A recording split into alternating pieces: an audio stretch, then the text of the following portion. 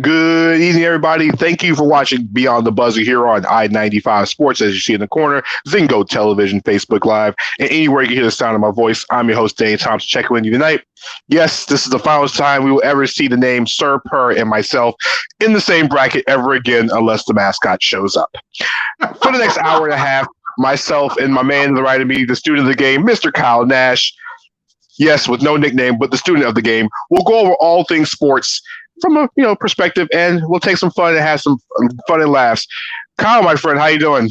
I'm good, man. Listen, I'm ready to engage people who are throwing stones in their glass houses and do the thing and get the facts flowing this week because we got a lot to catch up on. There were a lot of bold statements made last week that need to come home to roost. I mean, you have to come with bold statements. But speaking of things bold, let's check out a big shout out to our good friends over at Mentality Barbershop, 2611 Pine Hills Road over in Orlando, Florida. My main man, Corey, Dio, the entire crew over there. And also for all your needs is, as you see in the top left-hand corner above my left shoulder, our good friends at Valor, which is at Valor, its.valur.us for all things marketing, research, and Kyle, your favorite, The gifts. All right. Speaking of gifts and the things that keep on giving. Yes, I know Mentality Barbershop is a proud sponsor of the show. And yes, my hair is not exactly mentality sharp, but guess what? I'm not cutting this to the Falcons. I'm not cutting this to the Falcons win a football game. So we're gonna be Well, was there a black member of ZZ Top? I'm just asking. I'm just expecting the beard to be. Damn sure cut it to the Falcons win, so the Falcons win a freaking game, by the way. All right, we'll talk NFL the second half of the show. But listen, Kyle, we got Game 6 of the World Series going on. Was it tomorrow night? Dodgers have a chance to close it out. Listen, Clayton Kershaw, we talked about him last week on the show. Clayton Kershaw had every opportunity to make amends for his postseason failures. And guess what? He's 2-0 in the World Series.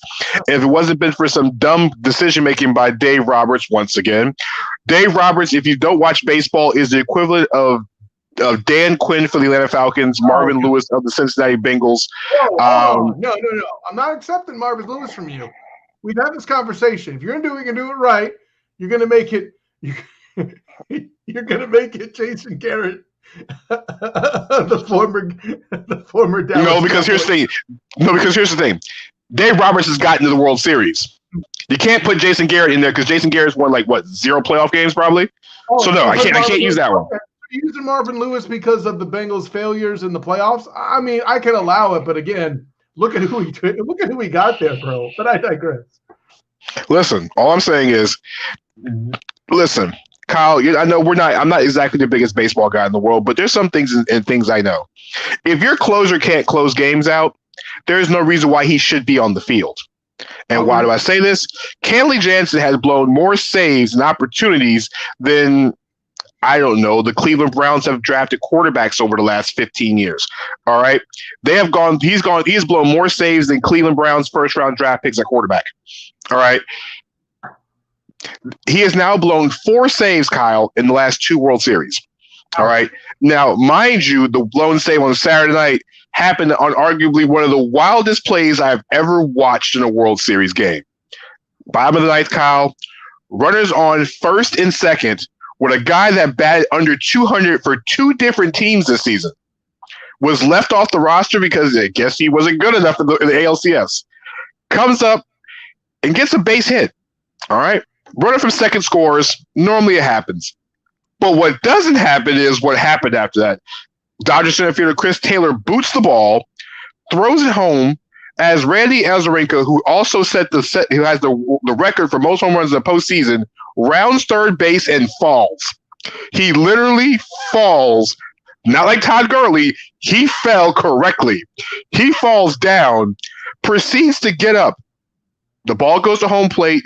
Will Smith gets behind the plate, and guess what? He loses track of the ball, allowing Azarenka to score, and the Devil Rays tie the series. But that's all null and void because Clayton Kershaw pitched 5 1/3 innings of outstanding baseball. Dodgers up 3-2 with a chance to close it out tomorrow night in Arlington at 8 o'clock. Kyle, I'm not sure if you watched the game, but what are your thoughts on this World Series?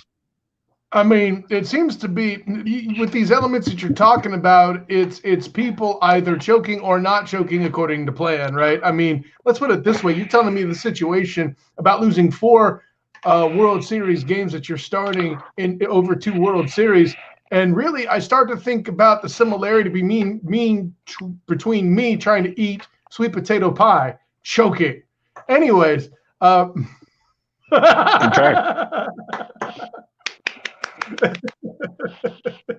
Yes, continue. Preach on. That was basically the instance of it, man. I mean, at the end of the day, if you're on the mound, you got to take care of business, especially. And if you have an opportunity to stop a run from scoring, you got to handle business. I mean, I'll grant, since a situation of that intensity doesn't happen often in baseball, catcher's job is to protect the plate. But often do you truly see that duel at the plate, which is a very exciting play in the game of baseball. But we got to be more ready than that, man.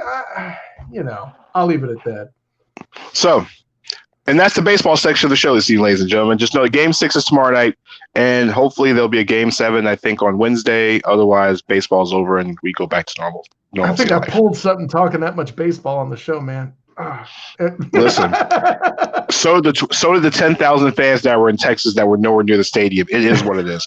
All right. We're enough of baseball. I think we've done enough baseball because it's baseball.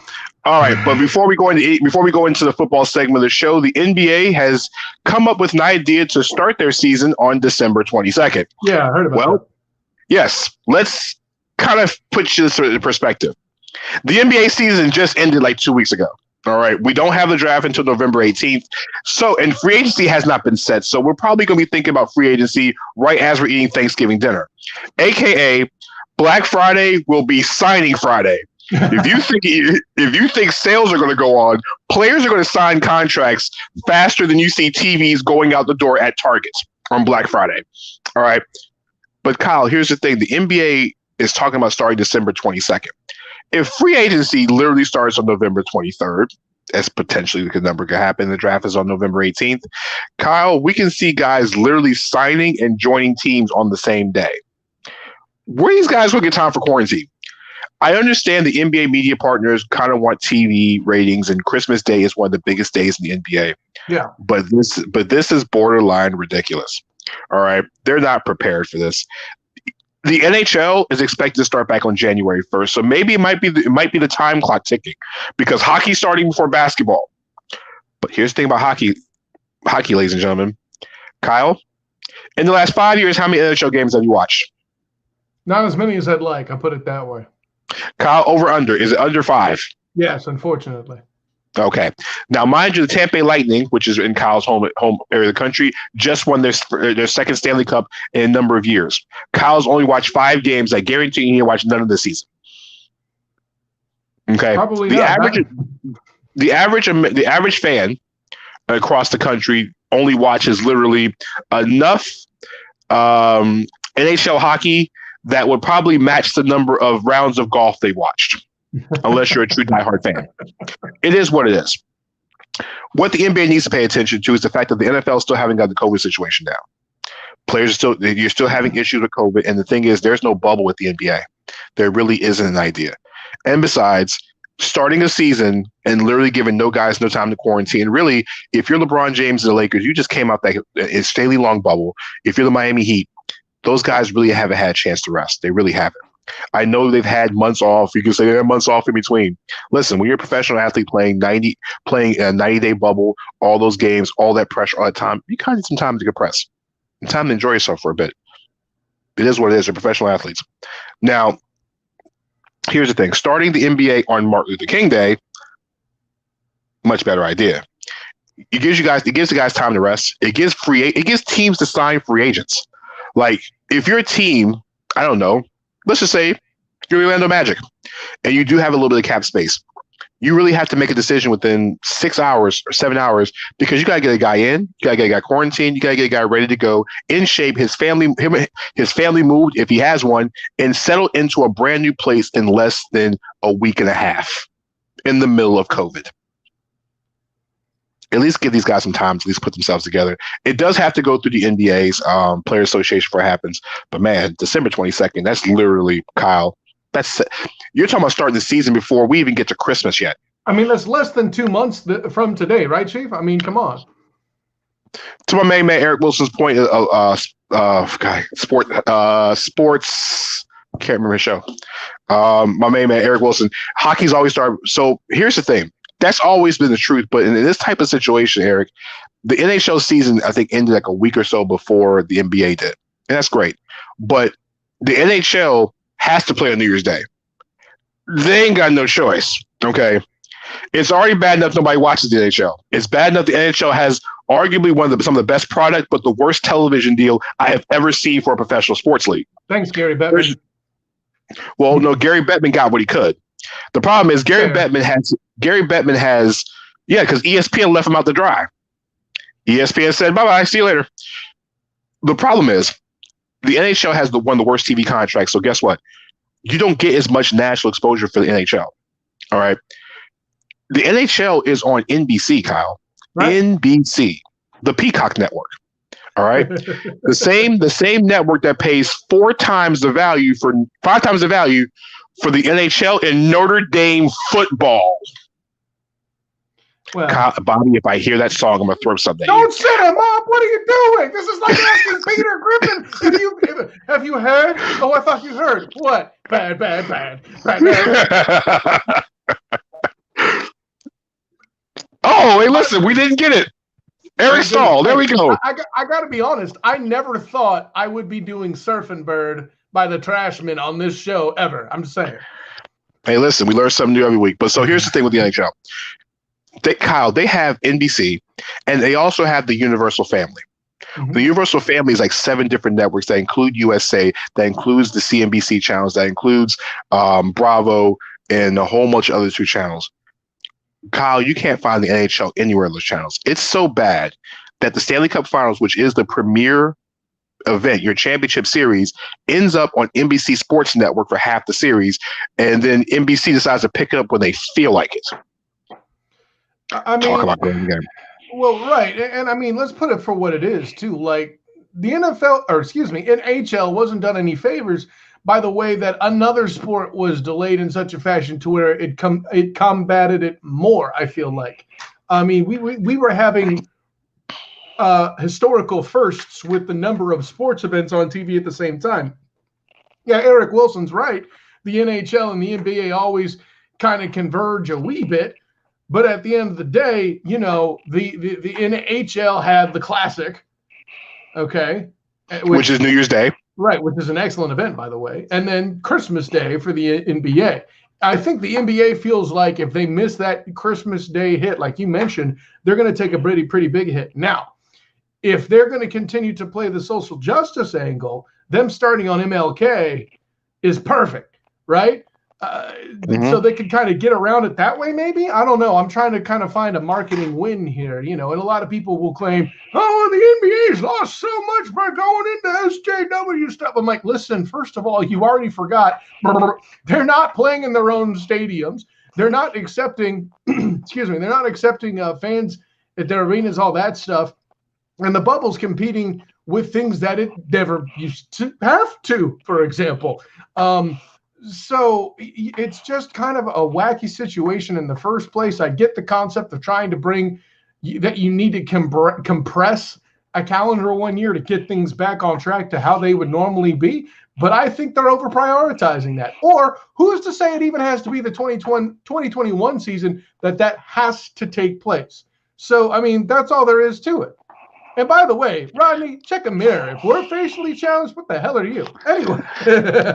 Jumping to see y'all facially challenged. See, here's the problem with this. Like I said, so Rodney must have missed the first 10 minutes of the show. I told you I ain't shaving to the Falcons win the game, which will be Thursday. You all right. Popped in to see Sir Purr, not your face. Let's be real. Listen, the only thing popping Sunday was the Saints defense on Teddy Bridgewater in the second half. That game was closer than it should have been. Give him some credit. Yeah, they lost. All right. So NHL is about to start. So the NBA, like I said, we don't know the exact dates. There has to be some of the Players Association. It's just that it's another microwavable situation to, guess what, try to microwave a problem. You try to solve a problem. I want the record to show, Dan, I'm going to interrupt you. I'm sorry, but something I want to state, and I think you'll agree with me, so I'll go on a limb. I don't think the players are going to take this, do you? So we're making a lot of assumptions that that's even going to go through, right? I mean, listen. You always have to say if things go through, but you know what though? The thing the players will say yes to is the fact of they've got to play a certain number of games to get the trigger, so that the clause when it comes to money that goes in the player's pocket from the CBA goes into effect. That magical number is 72. Mm-hmm. That means 72 games have to be played. If they play into January, we're talking about 66 games, unless the players don't go to the Olympics. And the Olympics is not trying to have the NBA players not be there for what's supposed to be the final Olympics. Still a lot of moving pieces to be going on. So we'll learn more as we go along. Speaking of learning things over and mooring over, let's get into college football. Kyle, well, week 1 of college football happens, and the Big Ten now joins the party. I say week 1 because the Big Ten has joined the party. Big Ten, yeah. Well, Big Ten. Listen. Ohio State joined the party and handled business over Nebraska 52-17. Yep. Yes. Scott Frost. Uh-huh. Yeah. That's great. Yeah, exactly. Going to Nebraska looked all really well. Yep. I think Scott Frost will be announcing stuff as starting quarterback next week. Hey, he has practiced with the scout team to run the option before at UCF. There's that. He's looked better than AJ Martinez has in the last 2 years. All right. Wisconsin. Yes. Wisconsin on Friday night. Was 45-7 against Illinois. Beat Lovie Smith's team. I think, and didn't their starting quarterback come down with COVID-19? I didn't hear about that, but I think the quarterback came down with COVID-19 afterwards, which we don't want nobody to happen. But sure. Well, and I mean both the schools of the eyes of the Big Ten, so to speak, in Indiana and Illinois, have been improving for an amount of time. And while just because the Illini had a rough outing doesn't mean they won't improve throughout the limited season. But, the next story you're going to go to before you take your inevitable beating is going to be Penn State's fall, and it should be. I mean, that's a hell of a story, too. But please continue. Yes, speaking of Penn State, 8th-ranked Penn State, basically messed up everybody's college game day this week, even though game day will be up in Happy Valley, by falling to Indiana. Like I said, Indiana 36-35 in overtime. Hey, Danny, who said they didn't belong in the top 10? About Penn State? Yep. That was you, sir. Carry on. We're getting to it. Don't ruin it, Rodney. And then Bobby pulls the comment. All right, Kyle. Go ahead and let me have it. All right. I'm going to sip my cherry lemon sun drop and let you bask in the glory of what Michigan did to my Golden Gophers. So go ahead, sir. So in the world of teams that get way too much credit. Oh, Bobby, you got something. You say cherry lemon? That sounds delicious, actually. Cherry lemon sun drop. Interesting. You got Bobby's attention on the cherry lemon. I might have to send you some, sir. Oh, okay. Yeah, I love that. But anyway, I'll send both of you some. So go ahead. Go ahead. Take your glory. Like Thanos, I am inevitable. Okay, no matter how much soda you send me or how many lemon pepper wings you send me. Anyways, so in the name of teams that get way too much credit on this show, Notre Dame, of course, included, but we'll get the theme, I'm sure, at some point, but before the 9 is out. The Minnesota Golden Gophers had their outing against Michigan, who again is supposed to be on the downturn even more from the allegedly overrated Jim Harbaugh. By the way, something Jim Harbaugh has done lately that other Michigan coaches haven't: averaged 9.5 wins a season during his tenure. Moving on, of course, that also includes beating Ohio State, which him and 2 other coaches before him haven't done either. But Michigan is a middle-of-the-road program in the Big Ten. If you want to be declared worthwhile, the least you could do is beat Michigan. And I was told it was proclaimed. They have such great talent, Cal. And their helmets are pretty too because the golden, Cal. They were the golden children until they were spotted 7 points on a block punt, and it just didn't matter. Hey, Bob. Oh, I won't ask Bobby because Bobby. Well, I keep saying Bobby. Hey, Danny. What was the final score that came in? Yeah. 49-24, Kyle. Yeah. 49-24 remember Michigan. the 49 part because, I'm a 49er fan, and there were golden helmets that they were beating the crap out of. And that's after getting spotted 7, Danny Thompson. Now, you going to listen? You going to listen yet? You want to listen? Okay. Because if you're not going to listen now, we'll be talking about something else later. I'm going to ask you if you're going to listen. Moving on. So, all right. My sleeper pick to win the Big Ten or get somewhere in the Big Ten literally laid a golden gopher. All right. They laid the golden gopher in the middle of the field. Yes, they were up 7-0. And by the time it was halftime, it was 35-17. Literally, for those scoring. After 7-0, spotted 7 points. That's right. On the Kyle, was 35. They want to listen, Kyle. Do you want me to say this again? They went on a 35-10 run to end the first half. All right. Ooh, that's painful. Do you feel better? I really do. I've had a really garbage week last week, so I got to tell you, this is fun for me. Can't stand you. All right. Speaking of teams who had garbage weeks. All right. Yes. The Alabama Crimson Tide took care of Tennessee 48-17, but they got hit with some real bad news. Jalen Waddell, outstanding wide receiver, return specialist, literally college football's version of Tyreek Hill, is out for the season, hurt his ankle, and probably his college career is over, not because of injury, it's because he probably is not coming back. Waddell went down. Okay, Nick Saban tried to hold his words as many as possible at halftime when they asked him about it. The play happened. The injury happened on a kickoff return where Waddell got it in the end zone and ran it out of the end zone, trying to make a play. Normally, if the ball's in the end zone, Kyle, you got to kneel it. Of course. But Waddell is a freak athlete that anytime he touches the ball, he can score. He thought, he took it out of the end zone. And unfortunately, he hurt his ankle. I think it's dislocated. He's out for the season, and he's not coming back. Saban didn't say that was the smartest move, but he's like, he understands the game-breaking ability of Waddell. It's just one of those freak accidents. Well, moreover, if with the talent that he has, he's not just thinking about that particular game, Danny Thompson. You got to understand, every game is film, limited amount of film now with COVID, right? For you to try to get your highest draft pick possible, Danny, that's the reason why he's taking it out, in addition to what's going on. Because Tennessee wasn't in the game. Hell, you were on board with me talking about Tennessee not being worthwhile weeks ago when they played Georgia. So WTF, mate? You don't need it for that game. Alabama's dominating. Here's the thing about it. When Waddell went down, it seemed like the Alabama offense kind of reverted back to some of the things that got him there. Najee Harris, 20 carries, 96 yards, but 3 rushing touchdowns. The funny thing is Alabama scored 48 points on Saturday, and not one of them was through the air. Matt Jones threw for 387 yards and not one passing touchdown. Didn't throw an interception, but not one of them was a passing touchdown. Everything came on the ground if it wasn't defensive related. Listen, Alabama's dangerous. Alabama's loaded. We all know how talented Alabama is. If Alabama and Najee Harris, who we all know can run the football, if they unleash him on top of Mac Jones, listen, it's going to come down to 1 versus 2 unless Ohio State can somehow prove that they're worth being up there. Speaking of teams worth being up there, before you jump, Danny, here's the silver lining I'll spit on this.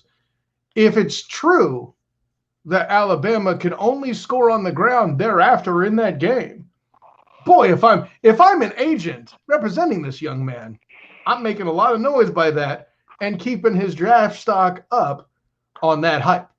Just throwing that out. Listen. We all know Alabama running backs get taken very high in drafts. I'm not talking about the running back. I'm talking about the receiver that got hurt, baby. Listen, Jalen Waddell.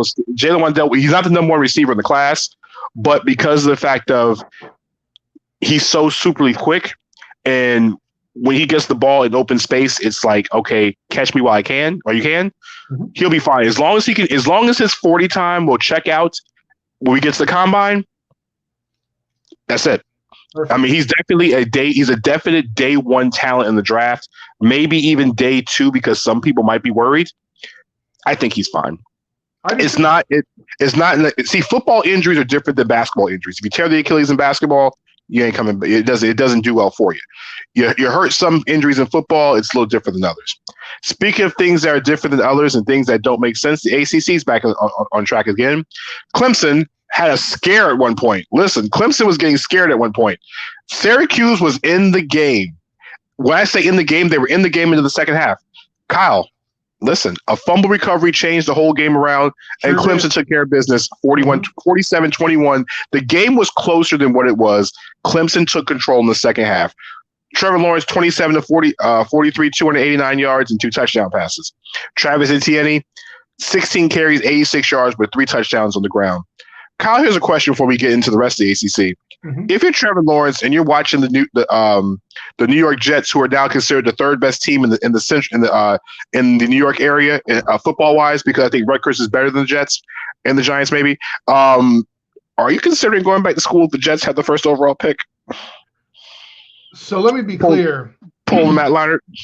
Let me be clear about how I usually side in these situations, right? How I usually, like when Joe Burrow went to Ohio in Cincinnati, I felt good about that. I didn't think he should pull the card of, trade me. And I mean, I know that's a bad organization, but him being from there, him being the right style of quarterback, him being a fit, it made sense.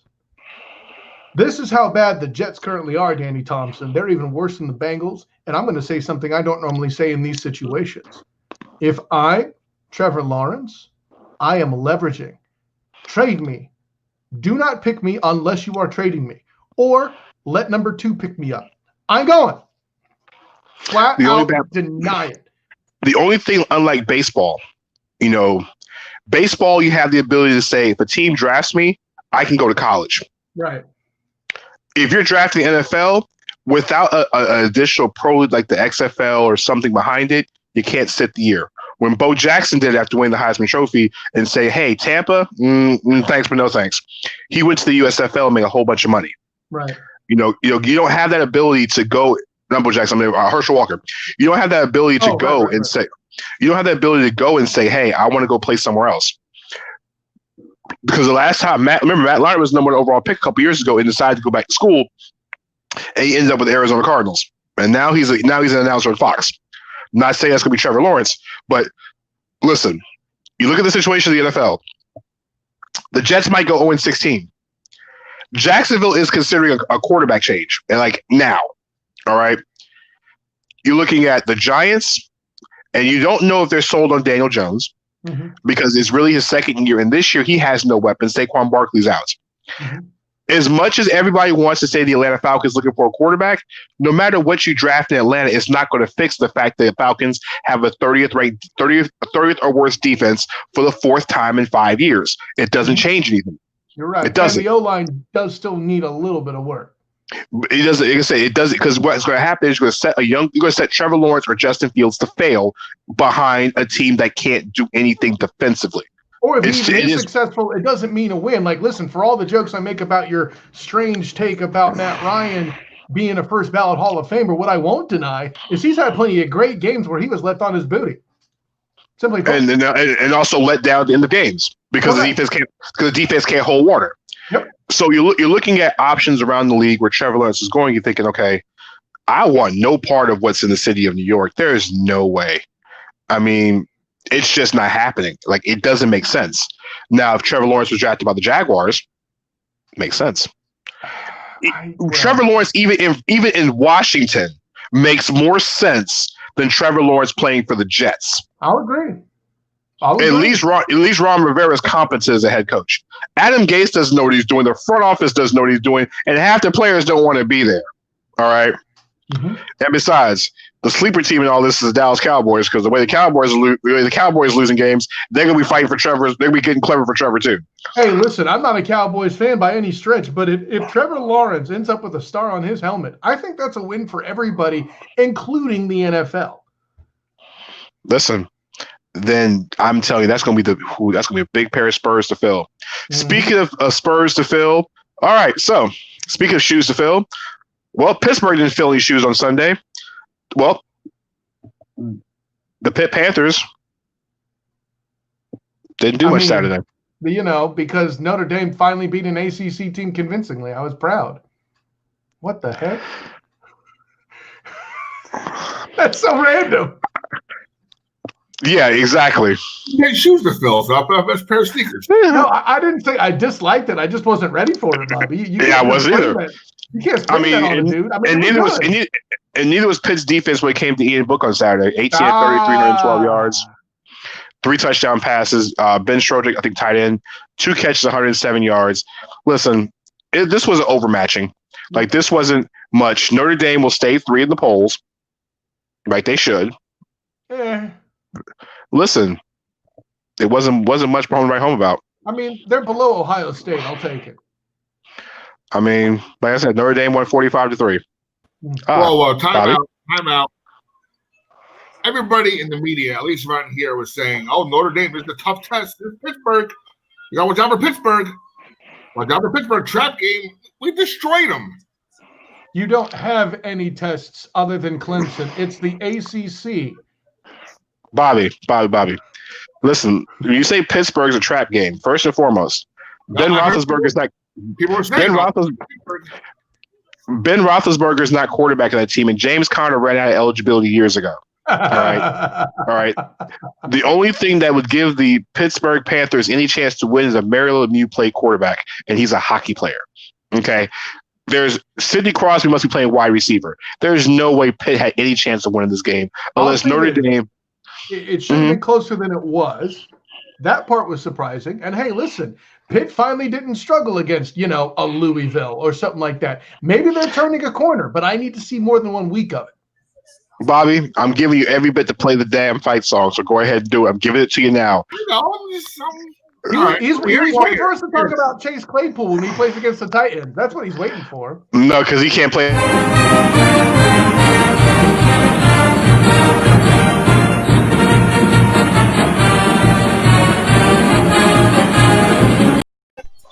See? We're not. We'll get to them in a minute. Notre Dame's schedule, they get Georgia Tech. Ooh! On Halloween. I promise you, if Georgia Tech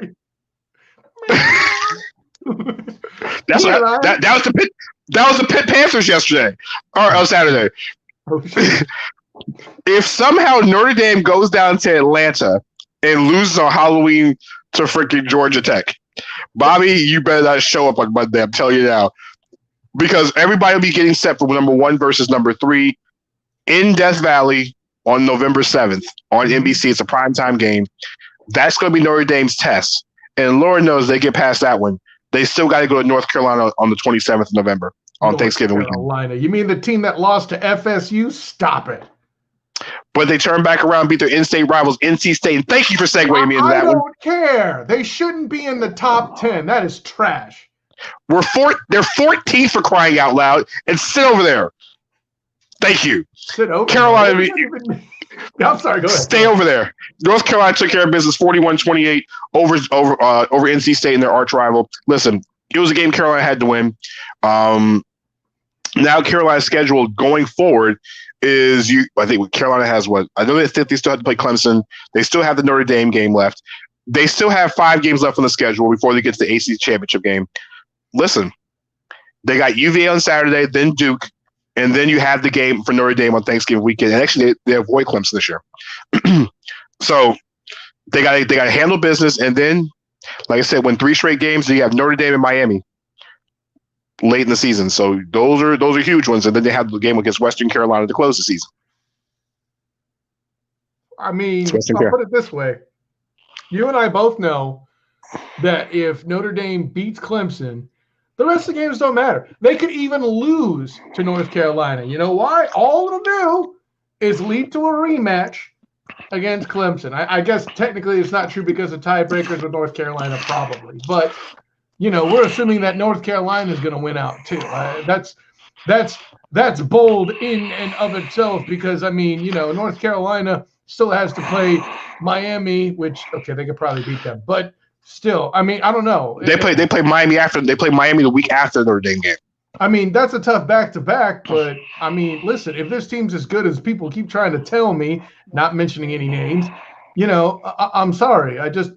They should not be ranked ahead of Michigan, especially if your alleged Golden Gopher dark horses are supposed to be as good as you claim. You cannot have it both ways, Danny Thompson.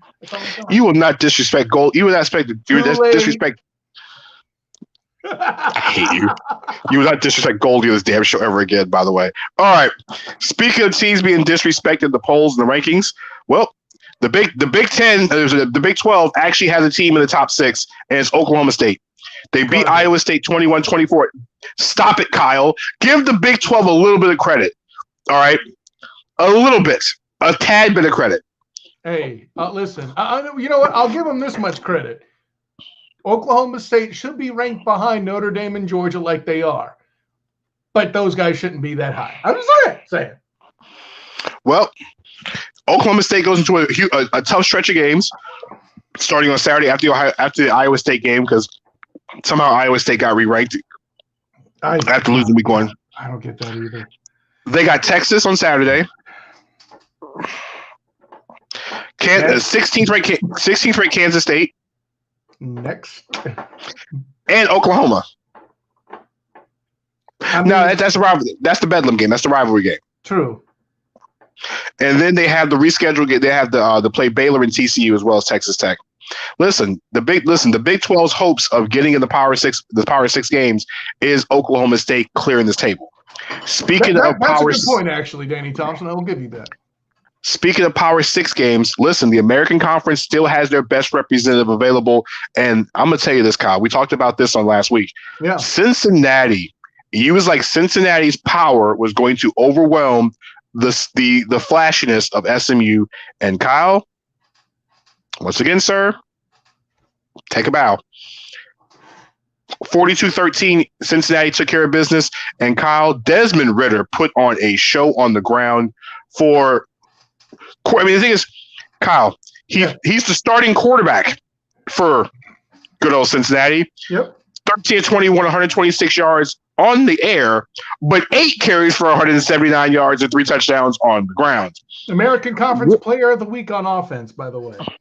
And one of those, Kyle, was a 91-yard touchdown run in the fourth quarter to pretty much put the game away. Man, Shane Buechele for SMU, 23 of 44, 216 yards. A guy that throws the ball a lot, couldn't get it done, 2 interceptions. Got to give Cincinnati a lot of credit. Kyle, like you said, it was a game where it was the run versus the pass, and guess what? The quarterback on the ground got it done. Behind solid trench play. Listen, I mean, giving quarterback credit all day, of course, but at the end of the day, man, you win games inside out, and on the inside, Cincinnati has been a rough group for a number of years. I'm just going to throw that out there. Here's the other dark horse. If somehow Cincinnati falls, the other teams you got to watch out for, because there's always that one, is BYU. Correct. BYU beat the Texas State Bobcats, and I don't mean the Texas State Flying Armadillos from unnecessary roughness. Necessary roughness. Get that out of there, Chief. No, because this was an unnecessary roughing schedule of a game. Have anybody seen BYU's schedule, for crying out loud? Yes, they're 6-0. They're 12th in the country. 52-14 over Texas State. Okay, BYU has a very good chance of going undefeated, but the game BYU has to worry about is next Saturday on the 6th. They got played at Boise State in the blue turf. They survive that one. They should run the table, go undefeated, go 10-0, and then watch everybody else beat the crap out of each other. And then, Kyle, here's a question. Yes, if Cincinnati and BYU both run the table and both go undefeated, Kyle, can we have 2 non-Power 5 teams with an actual real-life candidacy to be playing in the Power 6 game? Well, or is it just Cincinnati? If Cincinnati, first of all, if they're gonna cop out and say and do what I would call the Highlander defense and say there can only be one, to these 2 undefeated teams, Cincinnati's going to take it outright, in my opinion. But if there's a year it's going to happen, Danny Thompson, right? I mean, what else can I tell you? Right now, I mean, the ridiculousness of the fact that we have 2 Pac-12 teams in the top 25. By the way, 2 programs that haven't been worth a damn in years. Listen, for all the griping and playing around I do with you, excuse me, about North Carolina and teams like that, and all the jokes I make about the Gophers, and the fact that Indiana will be inevitably knocked out of the top 25 at some point themselves. Oregon and USC in the top 25? Please, child, please. Anyways. Well, speaking of child, please, Miami took care of business of Virginia in 1914. Who cares? And that is your week in college football. All right. Oh, yeah, I forgot. Kansas State won 55-14 over Kansas. And big shout out to our good friends down in Coastal Carolina. The Chanticleers took care of business in their first game as a ranked team in the top 25, 28-14 over Georgia Southern. A team that a bowl team from last year, by the way. Yes. Listen. I'm just saying, if Coastal Carolina goes undefeated, we might have 3 teams, Kyle. We might get 3. I'll put it this way. When you look, if it comes down to strength of schedule, no disrespect to the Sun Belt, but beating Kansas is cute, but not really. And I mean, when you have Troy and teams like that, they beat 21st ranked Louisiana Monroe. They did take down the Raging Cajuns. That is respectable, but their schedule strength is still stronger than BYU's. I'll put it this way: when I see schools on their schedule, and I have to click on it to see who it is, like I think it's Campbell. Let me double check. Yeah, the Campbell. Don't you disrespect the damn Camels? Not on this show. Go Camels. Listen, you need to chill out. It's not hump day till Wednesday. Anyways, Mike. Bull. Continue. And what's the other one I had to look up? Is that yeah, South Alabama Jaguars. I didn't know what USA was. Is that American University? What is that? Anyways. Hater. Go Sunbelt. No, actually, listen, I'm not. I make those jokes, but the main thing I like about the Cure Bowl is I get a chance to watch some Sun Belt football, and it's entertaining, man. I'll give it that much credit. Listen, their strength of schedule is still stronger than BYU's. I'm not going to go that far, but at least they beat a ranked team. They beat a ranked team. They did beat a ranked team. They did beat a Power 5 team. Okay, yeah. No. Kansas is not a Power 5 in football. Oh, no, okay. No, Kyle. I was trying to help you, Danny Thompson. No, Kyle, I can't give you that way. I agree with you on a lot of things, but Kansas is not a Power 5 school in football. They're one of those. I agree with that. I'm glad you're not accepting it. You have grown, Grasshopper. Speaking of things we will not accept, let's go into the NFL and talk about things we will not accept in the NFL today. All right. Well, from you, I'm taking the show. You know what I won't accept anymore? Complaining from Tennessee Titans fans. That's right. I said it. Cortland didn't hear right now. Probably not, because he's going to hear this anyway. And all I can tell you about your Tennessee Titans, Derrick Henry's still the man. But here's the thing. The Steelers gave you a chance to play that game and win that game, and you couldn't do it. And I want to hear about, he missed the kick. Ben Roethlisberger left at least 6 points, if not more, on that field for you guys to make the comeback. You didn't finish the job, and you want to try to tell me you're a Super Bowl contender. No, sir. You lose. Good day, sir. Well, listen, I think Roethlisberger threw an interception inside the red zone at the end of the game. Yeah, to put the game away, and guess what? It didn't happen. Steven Gostkowski missed another field goal again. At the end of the half, ending the game, towards the end of the game. You're absolutely right. Yeah, he missed 2 field goals. I mean, he had the issues in week 1 with field goals. Listen, I mean, if Tennessee has one issue, it's the kicker.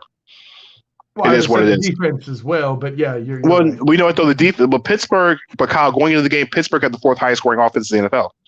So that's hard to believe, isn't it? But yeah, you're right. Yeah, they're 4th. I mean, so giving up 27 points to the Pittsburgh Steelers, that's one thing. But you got to give the Titans defense credit. They only gave 3 points in the second half, and that was on the first series of the second half. It was 27-7.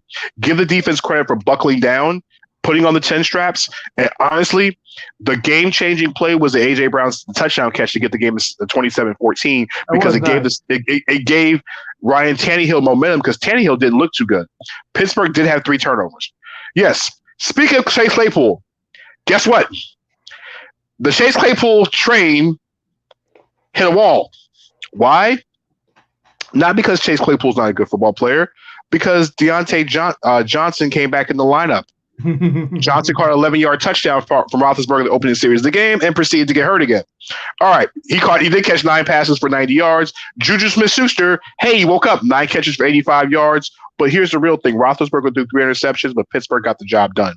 Mm-hmm. Pittsburgh is undefeated. The last one of the year, by the way.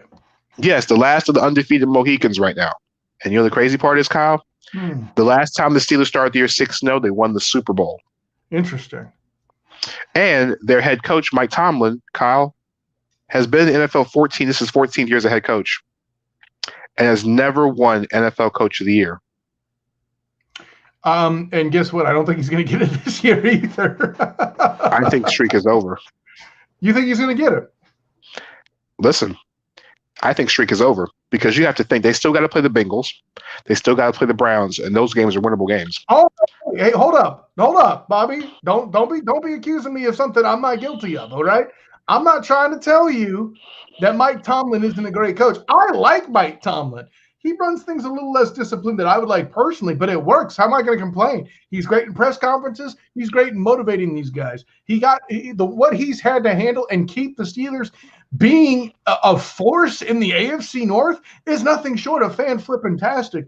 But, man, I got to tell you, for example, a couple of names that come to mind, like we're not going to talk about, listen, maybe they don't deserve to be the record they are, but that's what makes Matt Nagy a consideration for Coach of the Year and having a Bears team compete when it shouldn't be. You know. So my coach, I mean, if I had to give a Coach of the Year, HenryFuckingVerse.com, my Coach of the Year is Mike Tomlin. That's all I'm saying. I've heard worse. He did set up a situation for a lot of things to go with the best case scenario. And listen, the coach is a big part of that. Just because I don't pick it doesn't mean it's a bad pick. It's okay. Speaking of things going worse and things being picked, Kyle, your San Francisco 49ers picked apart, took away, and beat down Cam Newton yesterday to the point where Cam Newton was benched and now is questioning his own job right now. I'll say this, man. Like, I don't think he's questioning his job because of a problem with the regime or him being down on himself or any of that. Missing as much time as they have with COVID and stuff like that, practicing in continuity is a genuine issue. And Cam Newton obviously didn't have it. Listen, if I'm going to defend Jimmy Garoppolo, who's trying to throw on a high ankle sprain and getting crushed by Miami, I have to be realistic and get Cam Newton's back here. I think the problem was coherence. And listen, this is the second week in a row where I thought the Niners had a shot. Sure, I didn't expect this. Good hell. Of course, it probably doesn't hurt matters that Kyle Shanahan wants to twist the knife any opportunity he can get to the coach that did what he did on that one Super Bowl night. No offense, Danny Thompson. What? All right. It's a factor. No, I'm not talking trash. That's legitimate analysis. All I'm saying is this. It's already bad enough the Patriots lost 33-6, but it's even worse they did it at home. Yes. Newton had 3 interceptions before he was pulled for Jarrett Stidham. And here's the thing. Now, Cam Newton looked really good the first couple weeks of the season. You know, we were talking about the resurrection of comeback player of the year. The one thing Cam Newton has not had is have the receiving core for New England is just as bad as he had in Carolina. That just proves how good. But this just proves how good Tom Brady was because this team was 10-6, and he had basically the same receiving core. Timeout. Okay. There's something you need to understand about TB12 and last year's group. He's getting way too much credit. What you got to understand, Danny Thompson, absolutely. What you got to understand, Danny Thompson, is the opponents scored less than 20 points precisely 10 times in 2019. The defense makes that happen, not Thomas Edward Bieber Brady. Okay? The five times the opponents needed help from TB12 to score more than 20 points, to compete in a shootout. Say what you will. Maybe it's not his fault because of the staff and all this, but he couldn't do the job. What the issue is here is missed practice time and the number of opt-outs on defense. That's a way bigger impact than anything TB12 not being there would do. Why? The very reason you said, my good friend. That bad a receiving core, you could have Joe effing Montana, and it ain't going to matter. And, you know, Kyle, I mean, to your point, you make a lot. I can't tell you. I'm going to look that up, Kyle. But here's the thing, Chris, and appreciate stopping as always. I mean, their third straight game. I got to look at the history of playing on Sunday. But here's the thing. It's been a long-ass time. He's right about that. I can't even tell you last time they lost 3 games in a row. But, Kyle, here's the thing. We talk about, why I say Tom Brady was different for this offense. Tom Brady threw 8 interceptions last year, Kyle. 8 in 16 games. Sure. Newton has 7 already. And 3, well, see, that's the thing. That's a bit of a statistical outlier. There's 3 of them in this game. And Tom Brady didn't miss anything due to COVID or didn't miss significant. Tom Brady missed significant practice time? Hell no. That's not a thing that happens in Foxborough. Kyle, he's thrown 5 interceptions in the last 2 weeks. All right. He's been sacked 5 times. He's been sacked as many times as interceptions he's thrown. Kyle, to be honest with you, 20 years ago, thanks, Chris. Big shout out to Chris and check out his show on Friday on iHeartRadio as well, too. Big shout out, Chris.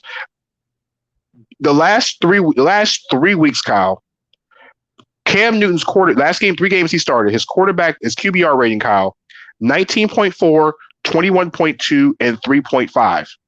Okay. You're throwing Kyle, a lot of numbers about since he came back from the COVID diagnosis. What I can't stress enough. No, Kyle, no. The game against the Raiders was before he had the COVID injury. The COVID. Yeah, I don't know. Yeah. I guess you count that as an injury. That's not wrong. It's the injury report, so it's on the injury report. Yeah, no, you're not wrong. That's just weird. So the week before COVID, he was bad. He's been even worse since he got back. Okay. The 2 previous games, the Raiders game, QB rating of 94, QBR 72. The week before that, against the Dolphins, 100 QB rating, 78.7. And those are the first 2 weeks of the season. I'm not saying, listen, and I'll be honest with you, Kyle, watching some of that game yesterday, Cam Newton's shoulder doesn't look right. You think he's hurt? I think he's hurt again. I won't rule it out. That zip on that ball was not there. And the receivers him short. That's a good point. And the receivers are not getting open, which makes the window even tighter. What's up, Bobby? Any thoughts on Jeff Garcia's comment? I didn't hear. What was it, Pablo? He was kind of questioning Cam's post-game attire. Okay, go back and find picture. Go back and find picture of Jeff Garcia wearing stonewashed jeans, and he can come back and call me later. Stonewashed jeans. I mean, listen, people are always going to clothes don't. He does. Okay, you know what? Kyle, finish. I'm gonna say something. Go. Please. No, please. You're going to say what I'm about to say, except do it better. I'll get out of your way. You're the host, homie. No, sorry. No, Kyle, because you know what? Your team won, and this is your point. I cut you off. So go ahead, my friend. Take the ball. Well, I'm okay. All I'm going to do is take the snap before I hit you for the bomb. Listen, people are always going to comment on Cam's clothing. It's the brand, and it's what he does. He's used to being a picture. And so people that complain about that and think that it's a factor here is ridiculous. Danny Thompson? All I'm saying is Cam Newton won an MVP trophy, so he can wear what the hell he wants to. Jeff Garcia has been nothing more than a glorified backup. Case closed. All right. Did you catch the pass? You got to catch the pass. Randy Moss style. All right. And I had to go New England on him. There we go. All I'm saying is this. I've never seen Cam Newton's attire affect a snap in the middle of the game. He's not dressed like that on the field, okay? It doesn't affect him. And besides, hell, it might actually help him. It can only be better than what he's doing on the field. If the clothes help him, then damn it, let him wear the clothes. Clothes don't affect anything. All right. Speaking of things that don't affect anything, okay. Let's go ahead and get this out the way. The Dallas Cowboys are bad. So what's not affecting anything is the fact that Mike McCarthy calling out his locker room saying they didn't come to Andy Dalton's defense. The defense he needs to worry about is what's going on in Dallas because Dallas is not playing any defense right now. True. The Washington as Kyle calls the Washington Red Tails. Right. I don't care what the Washington no mascots, the Washington no nicknames, literally held the Dallas Cowboys to 3 points and a W for the team that logo is a W. The Washington Redskins have now gotten themselves right back into the division race. The Washington football team, that's right, is now a half game out of first place. I'm sorry. They're right behind. They're tied with Dallas for second place in the division. 25-3. Currently hold the tie break as having beat them this past weekend. and to make matters worse for the Cowboys, not only did Dalton Schultz get tackled in the end zone for a safety in this game, Andy Dalton throws for 70 yards before he got hit with the concussion. Which was the Cowboys had by the way. Yeah. The Cowboys had 142 yards in total offense. Yeah. And Kyle, here's the thing. Mm-hmm. The NFL's highest paid running back only had 45 yards. Yeah. Here's a question, Kyle. Mm-hmm. I'm going to post a two-part question. Mm-hmm. Here's the first part of the question. Is Ezekiel Elliott now starting to become the poster boy for why running backs don't get big contracts? I'm glad you said it, Danny Thompson, because now I don't have to. I'm just asking, do you agree with that? I 100% agree with you. The way he's mishandled the ball, the way he's had fumbling issues, that way he tipped a pass that he should have caught and turned it into an interception. Danny Thompson, he's become a turnover machine. Like, this is worse than Tiki Barber at this rate back in the day before he fixed it. I just said right now, if Ezekiel Elliott fumbles the football one more time, he'll be known as Ezekiel Fumbleiner Wilkerson. That's what I'm going to call him going forward. Oh, boy, here we go. Listen. Baby Yoda Baby Yoda will not play for the Cowboys. He will not stand for it. Here's the other part. Here's the other thing I can't stand for, Kyle. Listen. So today, the Dallas Cowboys had a press conference today and Mike, the defensive coordinator, had a press conference today to discuss, what happened in the week. Weekly press conference. Well, the defensive coordinator of the Dallas Cowboys, Mike Nolan, decided. Well, he didn't decide it. His fingers decided to get hit with Tabasco sauce and cause the press conference to get, guess what? Not happening. So, Mike Nolan was having Tabasco on his finger and decided to put it in his eye, basically had the press conference canceled today because guess what? He got hot sauce in his eye when it came to answering a question about DeMarcus Lawrence. If this wasn't the most Cowboys thing of 2020, all right. I'm sorry, I couldn't resist. And I'm going to quote Mike Nolan after it happened. I'm going to quote the entire statement here. He was speaking to Marcus Lawrence. He's been effective every week as far as I'm concerned. I think he's disrupting the quarterback. He's escaped several times to do that. Obviously, the frustration for him as well. Look, when he misses the sacks, meaning quarterbacks. Whoops, excuse me. I've got something in my eye. Just had some Tabasco on my finger and it went in my eye. That wasn't very good. I'm terrible. Jeez, I'm sorry. Thank you for that, Bobby, by the way. First of all, I just checked the schedule. They're not playing New Orleans this week, so this is not a viable excuse. Second, I'm willing to cut DeMarcus Lawrence a little bit of slack in this way. There have been times where defensive players have been rendered moot because of a scheme. This is something that's happened before, right? It's a situation. Now, granted, a little bit of drop-off, I could have been all like, okay, they overpaid DeMarcus Lawrence. As big as it's been, nah. You just have to be either misusing him or people are keying the hell out of him and the rest of his group is that inept. Or your scheme is just that damn bad. And from what we are hearing about Mike Nolan being outdated, this is a former 49er head coach, by the way, Mike Nolan being outdated, Mike Nolan being told that no one's listening to him, I can't help but think the scheme's a problem. Listen, you guys went after Jeff Fisher for less, okay? So I don't see why Mike Nolan should not be getting more blame than DeMarcus Lawrence, in my opinion. Listen, like I said, Mike Nolan did finish the press conference after getting the Tabasco in his eye, but yes, he got Tabasco in his eye. That's the most Cowboys thing of 2020. The Dallas Cowboys really right now are in a flux right now. The trade deadline's coming, and they went to some quarterback I can't even name to Kyle's point. I had to go Google who he was. I still don't know who he is after Google. DiNucci, I believe his name. I don't listen. Danny Bonaducci to you too. All I'm saying is, at this point, you better call Ryan Fitzpatrick. At this point, that's not a bad plan. You might want to call Fitzpatrick and bring him back. Otherwise, adios playoffs. And the sad part is the Dallas Cowboys might make the playoffs at 7-9 or 6-10 at this point, the way the NFC East has been going. Hey, by the way, side note, you want to get on the Eagles case for going for the tie. Looking pretty damn smart now, isn't it, Chief? I tried to tell you. Kyle, I tried to tell you. Kyle, here's the thing. The Giants let that, we didn't talk about this on Thursday night because the game was going on. No, Kyle. The Eagles shouldn't have won that game on Thursday night. Oh, I'm not doubting that. Because Evan Ingram dropped the pass on a third down, which allowed, guess what, the Eagles to have the ball back, and the Eagles to find Boston Scott somehow magically for a touchdown. Hey, you don't know the Eagles. Say his name. Say his name, Danny Thompson. Boston Scott. No. You know who.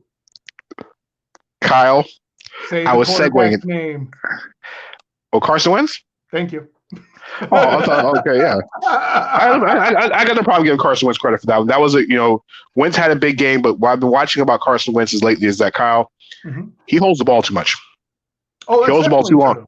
But he holds the ball too long. Let me ask you this real quick. Is it because he's holding it too long or because he doesn't have guys that can get open like a normal starter would? I think that's a fair question. I mean, listen, it's a combination of everything. Could be. Speaking of last-minute touchdowns, Kyle, listen. It happened once again down in Atlanta.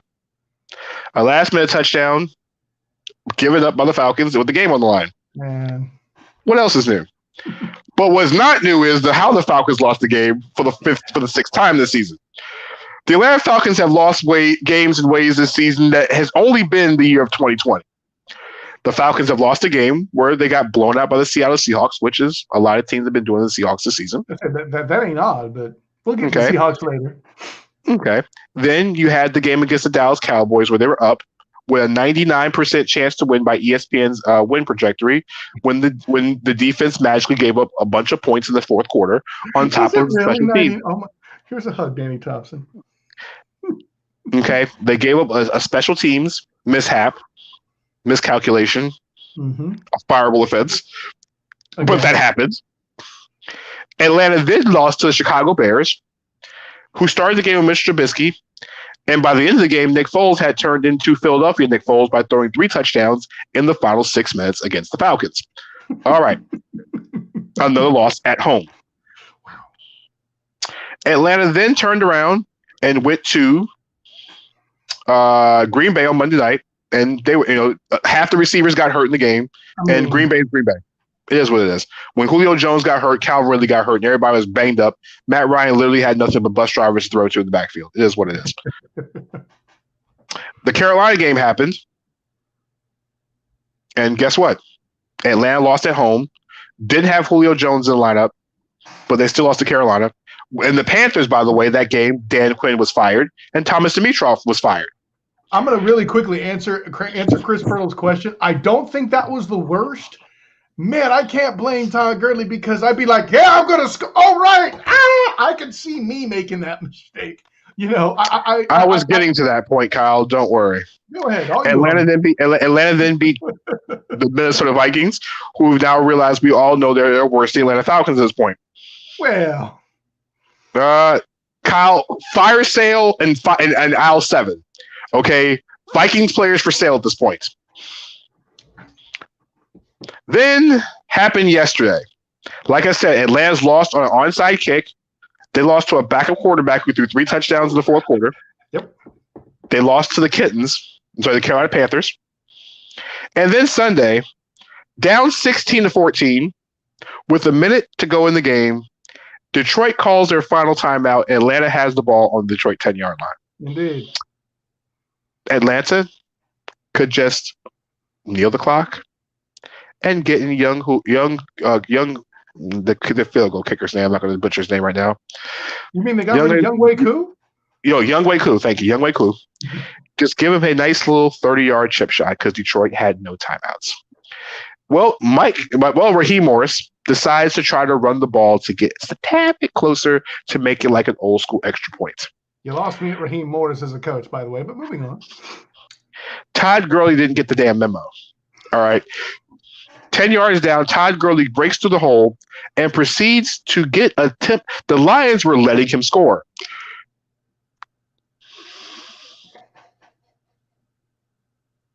At this point, Todd Gurley decides to break the tackle and has his momentum And instead of sliding or going down when the Lions safety tried to tackle him, he breaks the tackle and realizes at the 1 yard line that he was not supposed to score.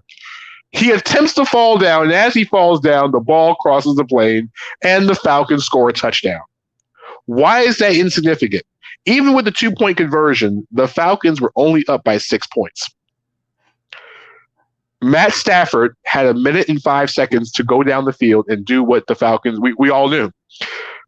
Kyle, I was at work yesterday during this mishap, and I saw on my phone the Falcons had scored. Mm-hmm. I didn't know Detroit had any timeouts. It was 22-16. I'm cheering. I'm thinking we finally won a game. Did not realize that Detroit did not have any timeouts. I mean, I'm sure you were going ecstatic. 2 in a row. Ooh, I'm gonna have. So I get off work. I get off my day job and I go watch the final part of the game because my shift was over, and I'm watching Matthew Stafford literally get down the field in 4 damn plays. Mm-hmm. Okay. Yep. 4 plays and not a damn bit of defense being played. But guess what? As a Falcons fan, we're used to it. It shit happens. But what doesn't happen is Kenny Golladay get wide open for a catch to allow the ball to be spiked with 3 seconds left. The Falcons rush 4, hold back 7, and TJ Hawkinson was so wide open.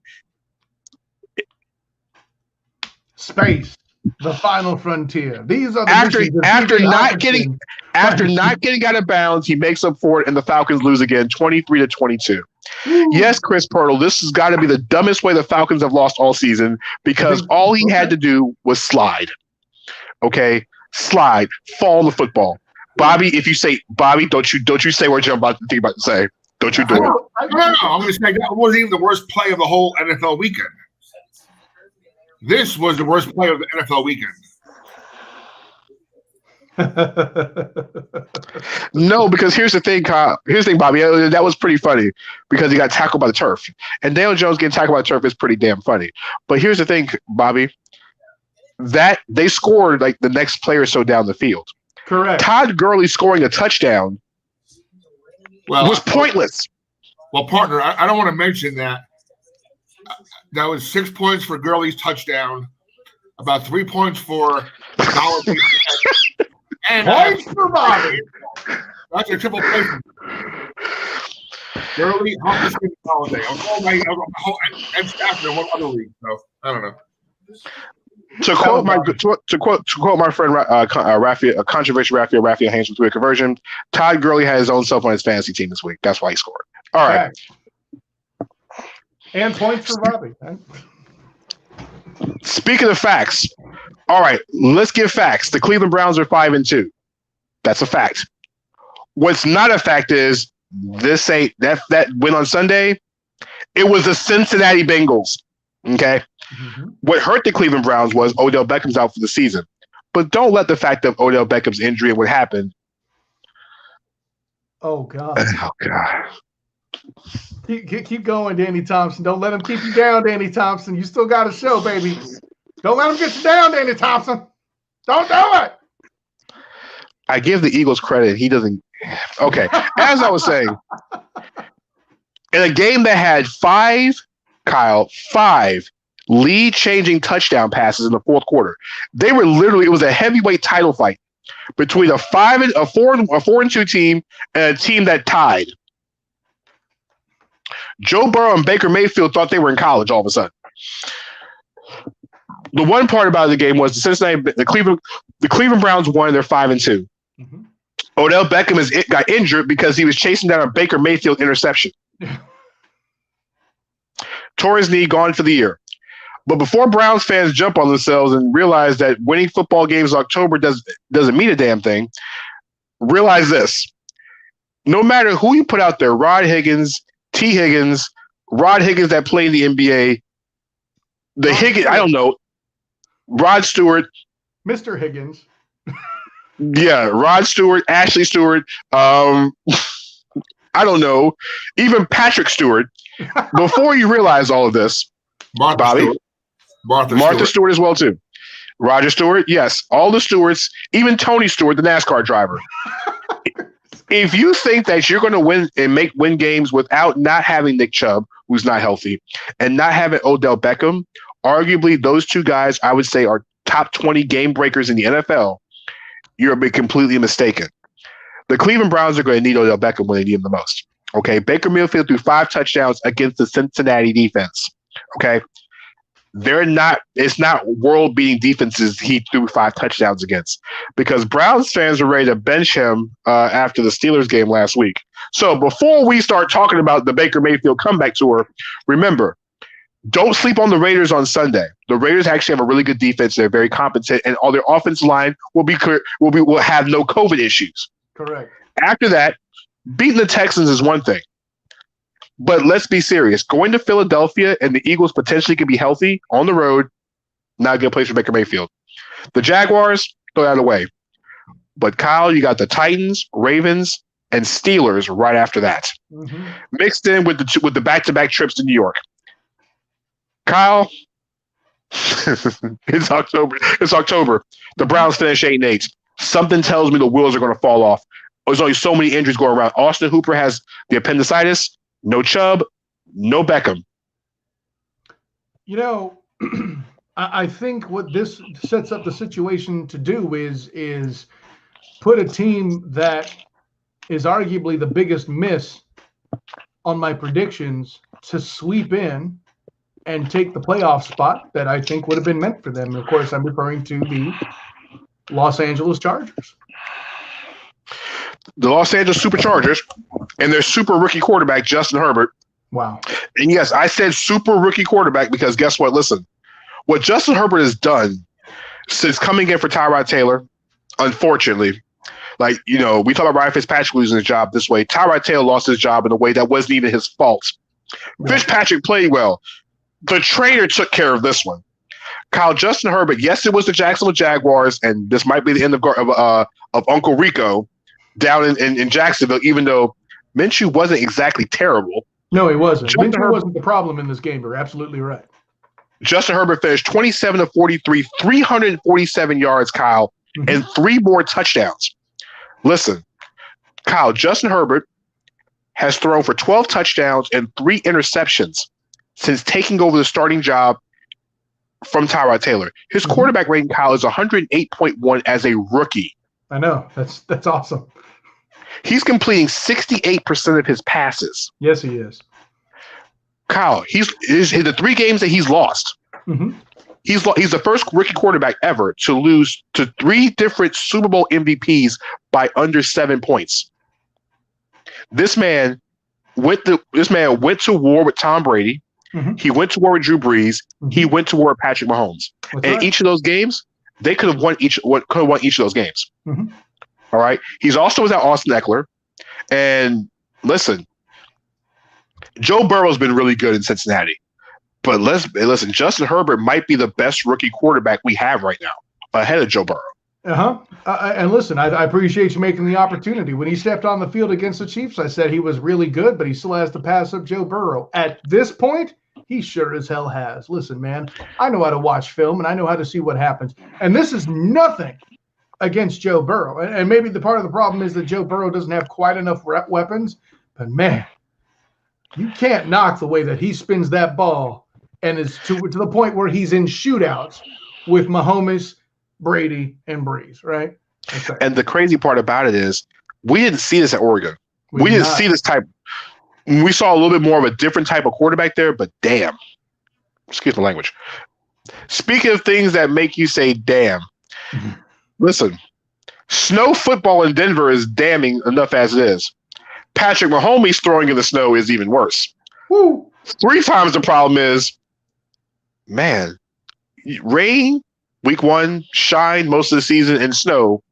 Patrick Mahomes and the Kansas City Chiefs just get it done. And this wasn't Mahomes' best game of the season either. 15 to 23, 20 yards, but really they didn't need him. You know, they mentioned this being Mahomes' first snow game. I don't know if that's true. I didn't look it up, but if that's the case, you see clips of him on the sideline. You know, I actually think I like it. I think I'm a snow quarterback. I'm like, oh, hell. What do you say to that? The other thing about the Kansas City Chiefs in that victory, they scored 4 different ways, Kyle. They scored on the ground, they scored in the air, they had a defensive touchdown, and they even had a kickoff return this game. Mm-hmm. They scored on all different sides of the field, and guess what? That's just insane. Speaking of things that are insane, Tom Brady has been insane the last few weeks for the Tampa Bay Buccaneers. They go to Las Vegas in a game where I don't know if it was a fair way to say it. The Raiders had issues with the offensive line all week. Right. Potential bounce with COVID. Guys not practicing, but the offensive line equals. Okay. Yeah. Mm-hmm. The Eagles, listen, we got a better chance of getting Charlie Brown's Christmas special on cable television than the Eagles going 9-6-1. Thank you, Bobby. There's a better chance of us watching Charlie Brown at ABC this year. Okay? Damn Apple TV. All right. But Tom Brady was Tom Brady. 4 touchdown passes in the air, 1 on the ground. Tom Brady's rushing. I think Tom Brady has more rushing touchdowns than the Jacksonville Jaguars have all season. Brady, listen, and guess what? He's woke up Rob Gronkowski, and every week it's somebody different in that receivers core. This week was Scotty Miller, who caught 100 yards. Brady throws for 369. They torch the Raiders at home. Kyle, this is the best Brady has looked in years. I'll say this. And really, the impressive game to me was Green Bay. But was it more? I mean, go ahead.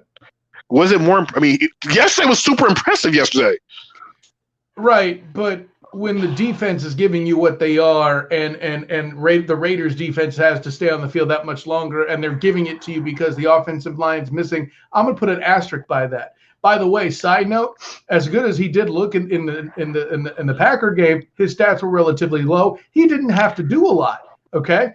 And granted, Gronk is starting to get back involved. I think that's more because of the injuries and because of the missing players. You see that, and Gronk finally had an opportunity to perhaps get in shape to really contribute the way he'd like to. You know, I'll put that out there too. But can we please give some credit to the damn Tampa Bay defense? That's what's carrying this load. Enough of the goddamn TB12. Just like in New England, the defense is doing the hard work. You make Aaron Rodgers shut down? That's impressive. I'm going to tell you who was impressive yesterday. Speaking of the defense, listen, Devin White went to work now you're talking on the Raiders. Mm-hmm. Granted, as he should, but it was still impressive. Kyle, he had in the NBA, this would be considered a triple-double. He had 11 tackles yesterday, 9 of them solo, 9 solo tackles, Kyle, 9 solo by himself. He had a tackle for loss, a forced fumble, and 3 sacks in the game. That's a triple-double, sir. I'll take it. And my defensive rookie of the year so far, Antoine Winfield, picked off another pass. I think he picked off more passes this season than his dad did his whole career, and he made the Pro Bowl. He's certainly a candidate for defensive rookie of the year. I'll grant you that, sir. Listen, and guess what, Kyle? You also give credit for the Tampa Bay offensive line. Why, Kyle? Brady had 0. Brady wasn't sacked at all. Moreover, they're able to run the football in a way you did not see in 2019, Chief. Listen, they didn't run the ball effectively as much. Ronald Jones and Leonard Fournette really couldn't have tight sledding, but Brady threw for 369 yards with a 127 quarterback rating. Doesn't get too much better than that. Mm-hmm. Give the Raiders a lot of credit. They fought. Problem is, Brady is just on another level right now. And again, and that's the difference. A limited O-line against that defense, though. Yeah, I mean, you got to be completely healthy against the Bucs defense, but Devin White just literally went to town. Mm-hmm. Speaking of teams going to town on Sunday, listen, in a game that we all knew was going to town, the Green Bay Packers and Aaron Rodgers went to town on the Houston Texans 35-20. Aaron Rodgers 23 of 34, 283, 4 touchdown passes. Jamal Williams, in the place of the injured Aaron Jones, had 77 yards and a touchdown. Deshaun Watson, 309 yards, and guess what? The Packers Aaron Rodgers went to work. Anything else more to say to that? I mean, the most important part of this game has nothing to do with the Texans. The reason why this game was important is it gave Aaron Rodgers a chance to get his confidence back after what happened in Tampa. Yes. Speaking of things and players and confidence and getting their swagger back, listen, we talk about getting confidence back. The New Orleans Saints needed this one. All right. Yes. The Saints in a divisional matchup in a game they needed at home. Drew Brees definitely needed this game. Brees has been struggling. Brees looked like the Brees of old, 29-36, 287, 2 touchdown passes. But give it for Teddy Bridgewater. Listen, got off to Bridgewater 23-28, 254, 2 touchdowns, showing the accuracy that they have not had the quarterback position in Carolina in almost franchise history. The problem was in this game was the difference on the ground. Okay. The real issue was Mike Davis, who had been stepping in for Christian McCaffrey, 7 carries, 12 yards. You can't do that. You can't have 12 rushing yards against anybody. You cannot. And Kyle, here's the thing. What I've started to realize is, and Marshawn Lattimore of the New Orleans Saints is one of the best cornerbacks in the NFL. Yes, sir. Kyle, this year, Marshawn Lattimore has just been flat out atrocious. Going into the game on Sunday, he had been giving up a perfect passer rating when balls are being thrown in his direction this season. DJ Moore went to work on him in the first half. Moore finished the game with 4 catches for 93 yards and 2 touchdowns. Most of it, the damage on the 74-yard touchdown from Bridgewater. But Marshawn Lattimore, they need him. Well, and the division has got receivers everywhere. They need Marshawn Lattimore. Am I wrong? Yeah, no, you're absolutely right about that. And I mean, you cite the stats. First of all, let's be clear. He's got a very legitimate receiver on every team that he faces in that division.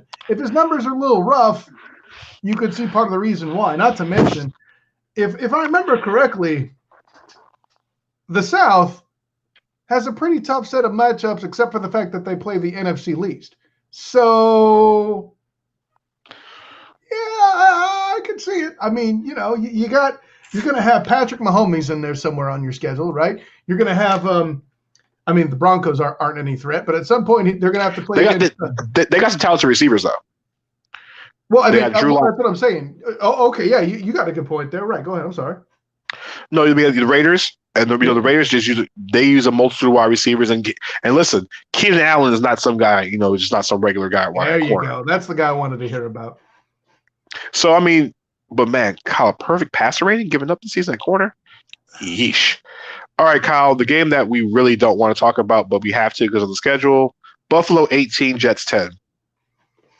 I mean, a lot of people are going to point to this and get all worried about the Bills. And I'm not saying that there's no evidence there for that. But the AFC East is a strange animal, my friend.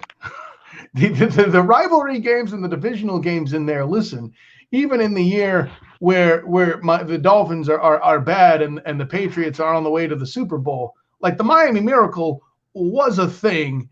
And I believe the Patriots won the Super Bowl that year. So there's that, but at the end of the day, the Jets are still winless and the Bills are still on track to win the division. And I don't see that changing, especially until the Pats find a way to get back on track with practicing and getting things back together with their lineup. So by default, I would argue the Bills still have the division. I'm not worried about that yet if I'm a Buffalo fan. I'm just not. Come January when they choke, maybe, but that's a different story. Speaking of games with divisional meaning, and you led me perfectly in this one, the game on Sunday night, Kyle. Yeah, dude. A game that basically could have put a huge dent in the division race. The Arizona Cardinals, in one of the wilder games you'll see all season, beat the Seattle Seahawks and Russell Wilson. I'm going to take out the Carrington because he threw 3 picks last night. No, sir. 37-34. You finished, but you about to get your butt whooped for that. Go ahead. Listen, he threw 3 interceptions in the game. It is what it is. All right. He gets his middle name back next week when he goes back to normal. 37-34, national television. And Kyle, in a game that we saw the kicker get iced by his own coach, that's not Russell Wilson. I know. Listen, we just want to call it what it is. He iced the kicker. All right. He saved a 5-yard penalty. Yeah, and at which point he would have been kicking it from I think more than 46 instead of 41. I'm just saying, with a game where Russell Wilson had a chance to win the game twice, he had 2 chances to win the game. The second time he threw an interception that he normally doesn't throw. In a game where he was getting hit, in a game where he's being pressured. Chris Carson got hurt again. He got a foot sprain. Listen, out of all of this, all the issues with the Seahawks, they still had a chance to win. They had the holding call on David Moore on the DK Metcalf touchdown in overtime that would have won the game. Through all of that, Kyle, the one name I haven't mentioned in the 45 seconds to talk about this game is that Kyler Murray for Arizona. Mm-hmm. Looked good, didn't he? Listen, if you've never watched Kyler Murray before, this was a game that makes Kyler Murray a star. 34 48, 360 yards, 3 touchdowns, 1 interception, 14 carries on the ground, 67 yards. But here's the thing with Kyler Murray. Kyler Murray runs the ball, he slides because he played baseball. And he has the king instincts and agility of a ninja. Let's not throw that out there. Listen, in a game where Russell Wilson throws for 388 yards, 3 touchdowns, and Tyler Lockett catches 200 receiving yards and 3 touchdowns, Arizona found ways to win. Like I said, it's hard to beat Russell Wilson. It's even harder to give Russell Wilson 2 chances in overtime and for him not to win that game. Kyle, your Arizona Cardinals are now 5-2. And I'm saying your Arizona Cardinals because you have talked about the Cardinals from day one on the show. So this is the Kyle Nash appreciation show tonight. Kyle, it really is. I was on fire this past week. You ain't wrong. Kyle, talk about your Cardinals. Hey, listen. So there's a reason why I picked them to be 11-5, and Kyler Murray was a big part of it. And listen, part of it was a gamble. I wasn't sure how effective he would or wouldn't be, but at the end of the day, he's doing all the things that he continued to do and that we were promised he would do. Most importantly, he is not taking hits. There was a crucial second and 10, as a matter of fact, where he ran. He probably could have made it to the first down marker, but he slid, took the 4th and short. Are you kidding? You have Kenyon Drake, you have DeAndre Hopkins, you have Larry Fitzgerald, and I haven't even named everybody yet. And you're trying to tell me you can't get 3rd and short with all that? Stop it. By the way, y'all got to stop blaming Russell Wilson for those interceptions. The protection went straight to hell in that game. And this foolishness that all you, not you, Danny Thompson, but all the people out there that just want to look at stat lines and say, oh, Russell Wilson threw interceptions. Hey, will you stop that? It's losers like that have stopped Russell Carrington Wilson from getting MVP votes. And you know he should have. If you don't vote for him this year, I can't help you. If you've only voted for him this year, which a lot of you have, you are the problem. And stop stealing Danny Thompson's money. He's a better analyst than you. I said it. And he's still Russell Carrington Wilson. That is for you, Danny Thompson. He lost Carrington for the week. Future Hall of Famer, Russell Carrington. I'll give you that. I mean, I'll give you the future Hall of Famer part. That's definitely not going out. But he's a future Hall of Famer. How are you going to take his name away? Listen, for this week, he lost the Carrington part. Okay, for this week, he lost his middle name. So he'll go back to it next week. Did he stop being Aaron Charles Rodgers for that week then? No. So wait, so he gets whooped by the Bucks. He don't lose Charles. Russ loses in overtime, and you take away his name. Hey, listen. You're part of the problem, Danny Thompson. You're part of the problem. No, but you know what though? You know the most underrated play of that game was last night was in regulation. Larry Fitzgerald, the veteran of Larry Fitzgerald, is caught a pass and was late in the game. They had no timeouts. And what he did was he grabbed the ball and ran the ball back to the referee to keep precious seconds off the clock so they can kick the field goal. Yes. He knew where he was. Todd Gurley didn't. All right. I don't know what's funnier, your joke or you trying to act like Todd Gurley would ever be anything to the running back world that Larry Fitzgerald is to the receiving world. I digress.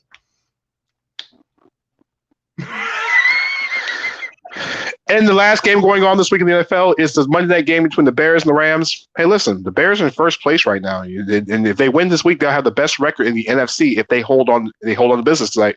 They're taking on the LA Rams, and guess what? The Bears are going to bear 24-3 Rams over Bears in the third quarter. By the way, 30 Madoff's the coach. This is the biggest bunch of counterfeit crap and fakeness I've seen in the NFL. The last time it was this bad, Rex Grossman's Bears that made it to the Super Bowl playing a garbage schedule who were eventually served by Peyton Manning and the Colts in the Super Bowl. Yeah, that's right. Controversy, Raphael. I said it.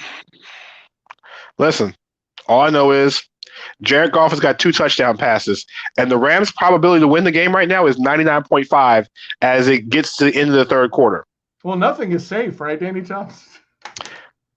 All I know is the Falcons have had 3 games at 95 or better of win probabilities going into the fourth quarter and have lost all 3 of those games this season. 95. No, and that game wasn't one of them. I know, but you're super.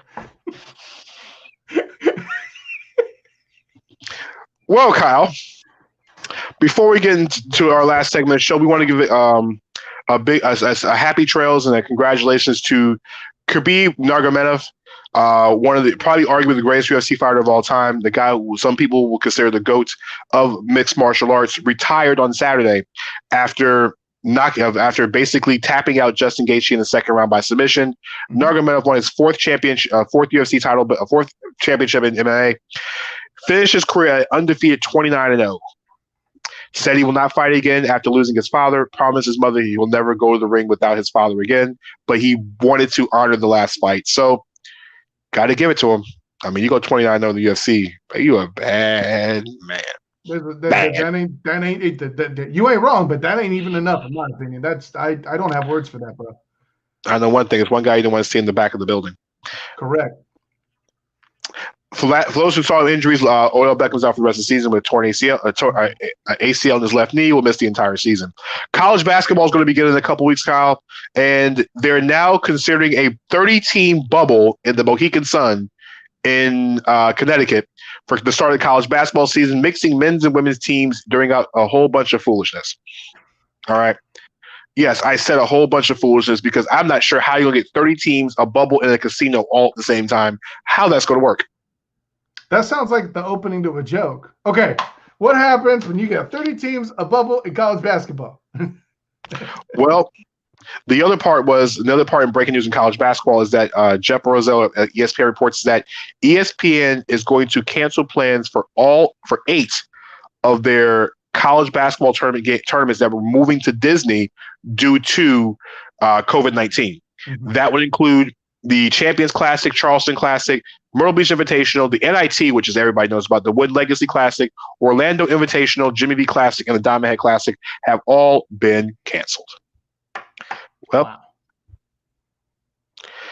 I mean, 6 of those tournaments are going to begin in 2021, and they're still trying to find homes for the Champions Classic and Jimmy V Classic. The reason why those two are being basically trying to find homes for is because the Champions Classic has 4 of the top 6 teams in college basketball playing in it. Michigan State versus Duke and Kansas versus Kentucky. They got out of home for that one. And then the Jimmy V Classic is expected to have Baylor versus Illinois, 2 top 25 teams, and then Gonzaga, who was the sleeper pick to win the national championship this year, against Tennessee. All right. Speaking of sleeper, no, we're not talking about them anymore. They're not relevant. All right. Speaking of things that are relevant, Kyle, it's time for our favorite segment of the show, and it's the Mount Rushmore segment, because guess what? That is relevant. So, for those who never tuned into the show, shame on you. And for the ones who have tuned into the show, thank you for enjoying the show. So what me and Kyle are going to do is what we do every single week. And no, it's not about Swedish Fish flavors, because I didn't think they had more than just red. All right. Wait, what? They do? See, exactly. I was today years old. Holy snap. I wasn't even born. I wasn't even born yet. So the one thing about Mount Rushmore, me and Kyle always go through a topic and pick our Mount Rushmore of the topic. Yep. Best part about it is Kyle has no idea what the Mount Rushmore topic is until I tell him. I do not. So for those who are chiming in and watching the show on Facebook Live, by the way, chime in with your comments and let me and Kyle know what you think about Mount Rushmore tonight. Please. All right, Kyle. Since it is the last time I will have this moniker beside my name. You hope. I'm trying to get the camera right. Yes. You got to do the opposite one. Like, since over this, you got to go. Yes, the last time you will see Sir Purr under my name ever again in life. Kyle, the Mount Rushmore topic is something very simple. Sir Purr is a mascot. He is. So, Kyle, tonight, what is your Mount Rushmore of mascots? Wow, this is strong, Danny Thompson, and someone is going to get snubbed. Holy guacamole. First of all, I'm going to lead off with the sentimental pick. Don't ask me why. Part of it is uniqueness. Part of it is I love him doing wicked dunks like he does, and I got to actually see it in person going way back to the 90s when the All-Star Stay in School Jam was here in Orlando, and I got to go to it in person. That's why you keep the grades up, ladies and gentlemen. But I got to see the Phoenix Sun Gorilla dunk like a boss. So I got the Phoenix Suns Gorilla. I don't know why. I love that dude. Maybe it's odd, maybe it's not, but he's got to take a spot, man. Listen, that's all there is to it. Next up, You got to go classic on this one, man. This is a guy that was famous in the day. He's more famous in baseball, but then he even kind of eclipsed the sport, and you saw him everywhere. You got to give the San Diego Chicken some love. Now, granted, at this point, I don't know how famous he is or isn't still. He's fallen off the map a little bit, and certainly COVID has reduced the amount of appearances. But trust me, in the 80s and 90s, San Diego Chicken was where it was at. And listen, I'm not even a baseball guy, and I still know who that dude was. Now, granted, the Padres still kind of suck, as I understand, but it's a whole other conversation. Anyways, next. Whew. Someone's going to get snubbed, man. It's not right.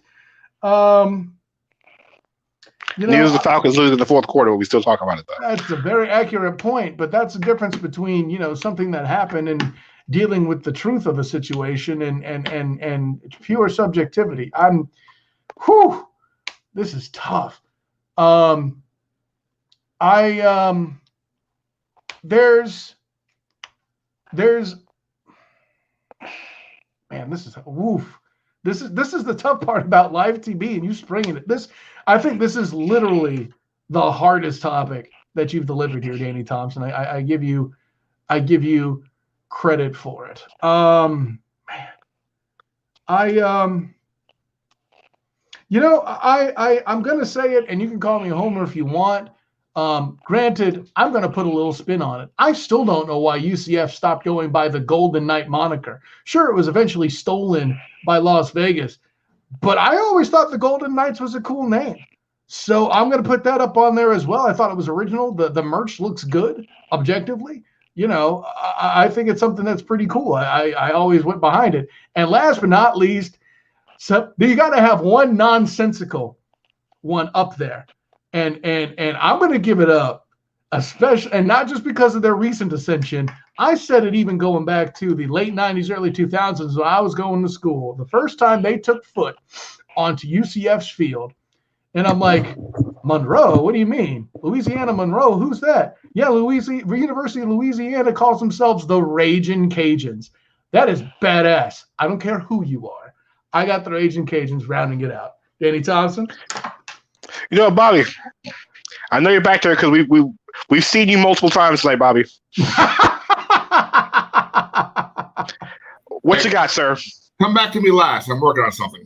Oh, God. All right. This is my fault for mentioning the Golden Knights and being somewhat Homer himself. I mean, the Irish guy is pretty cool, and the mascot, the guy, these kids that get to play that mascot are cool. At least I'll give him honorable mention. But he's not a Ragin' Cajun. Danny?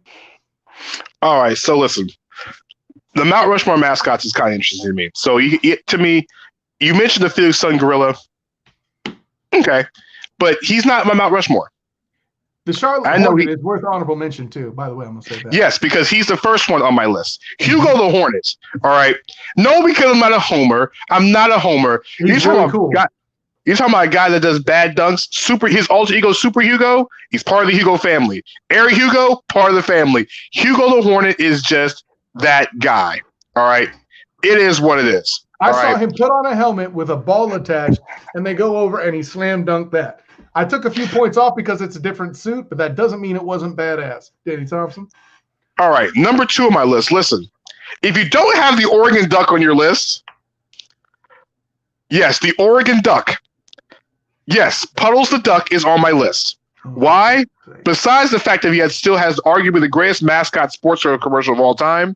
But if you want to, all right, the fact of I can relate to Puddles the Duck because there was one episode, one commercial where he was sitting at his cubicle, working inside the desk, and a bunch of ducks were in the yard.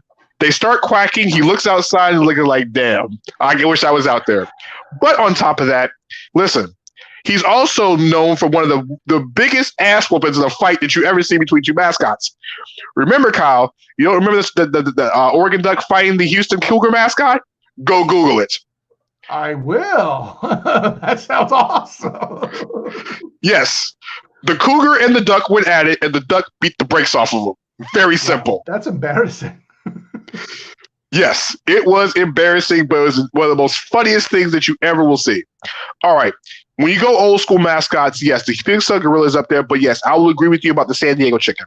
Listen, the chicken, first off, got away with a lot of things the chicken got away with more stuff than the chicken on Family Guy. That's correct. Besides the fact he ran on the field, he was kissing women. He just got away with it. All right. He looked like something put together at the last second and just did it. Okay. He is on the San Diego Chicken was Richard Dawson. That's all I'm saying.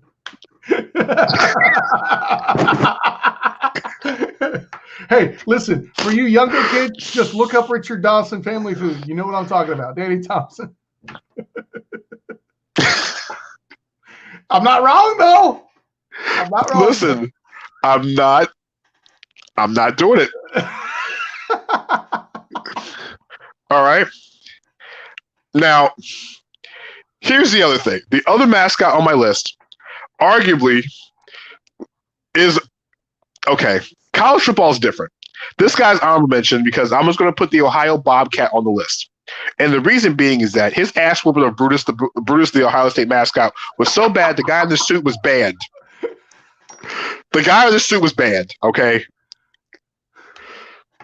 I mean, literally, the guy in the suit was banned. Like, literally, he beat him so bad, he was banned. Are we picking UFC Mount Rushmore or the mascots? You keep mentioning these fights.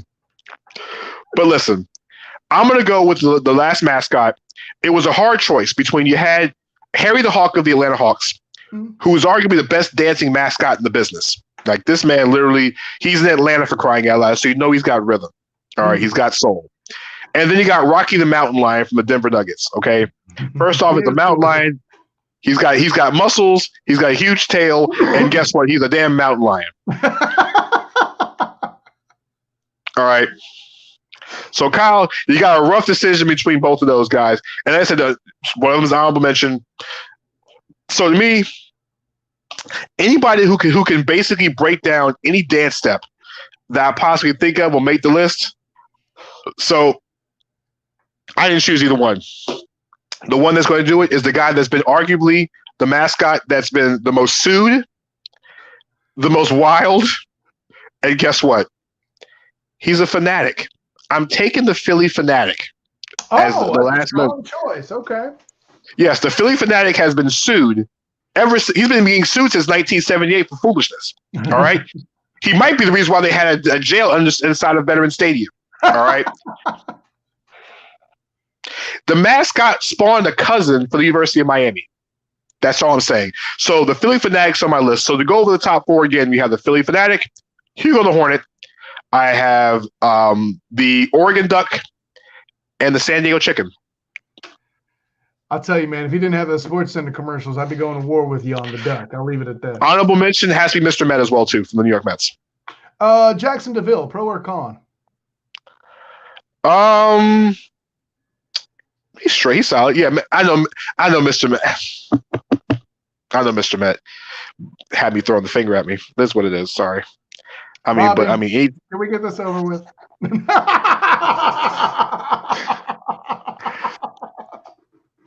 Can't stand none of y'all. All right. Bobby, welcome, my friend. Hello. Well, my first two, I'm obviously very biased.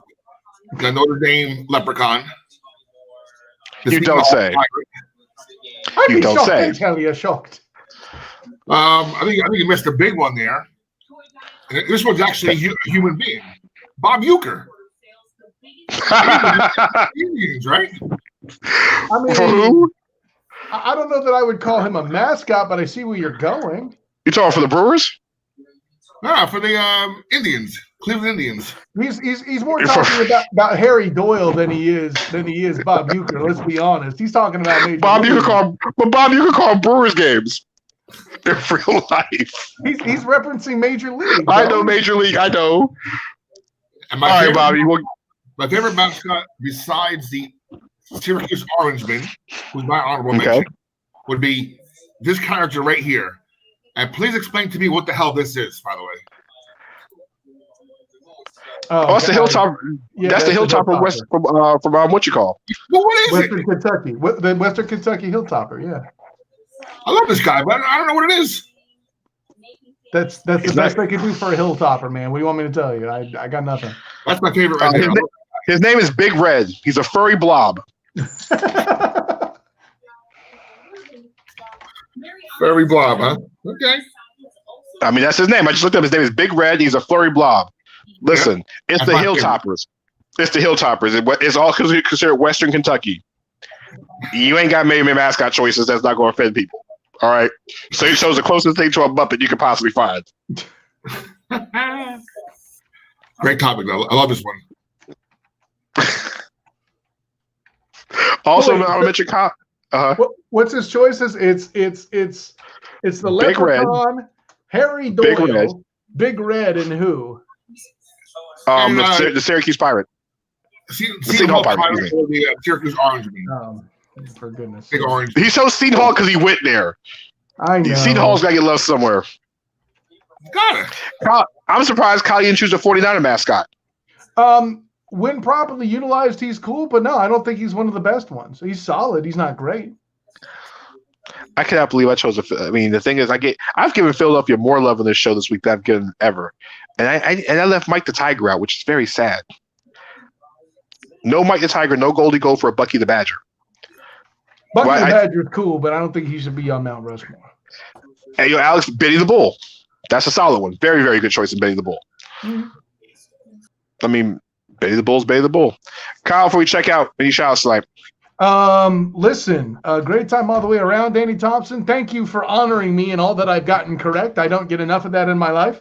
Of course, find me on Twitter at the SOTG. Find me on Instagram as the same, the SOTG. Check out some of the interviews I've done with the three-point conversion from the pressers and various other things like that. Also, check out my writings on the threepointconversion.com. Of course, you see me on this show every Monday with Danny Thompson. Check out my work with Hilarity by Default on the YouTube channel, Hilarity by Default. We talk about movies, pop culture, and other such stuff as it comes out. And, of course, check out my work with oldschool101.com, the Captain Company Morning Show. Danny Thompson. Bobby, any shout-outs before we go? Now, I just want to say that I'm sadly, with a heavy heart, moving my little outdoor stuff back indoors for the winter. So as soon as that's done in a day or so, I will be back on the air. Shock and awe, baby. Shock and awe. I have a lot to say. Because I have to be deceased for 2 weeks. So,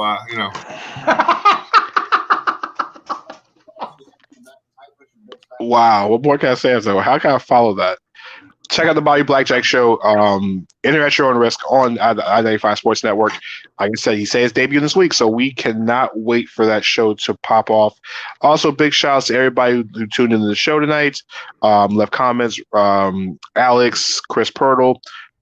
We even saw was Mike DeSantis here tonight? He was not tonight, no sir.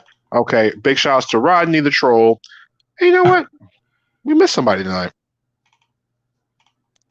No pressure tonight. No pressures tonight, but I mean, she's probably waiting for you to come off the show to ask how many ways your group can lose the game. Nah, she's in the process of getting finals done, so she's trying to finish up her last week of school. Oh, so best of luck to her. Yeah, she's in the middle of taking finals as we actually have this show right tonight. So it's going to be all good. You got this. You got this. You got this. So big shout out to everybody who stopped in the show, share the show tonight. And yes, this is the last week you'll see it. So screenshot it. You will not see Sir Purr by my name on next week's show. Oh, you already know Rodney screenshotted it last week. But what you will know is that we get back on the show on Monday. I will leave the show with the Atlanta Falcons destroying the Carolina Panthers on Thursday night. And guess what? If you're watching anything on television, Falcons and Panthers on Thursday night is going to be the game to watch. Okay, very simple.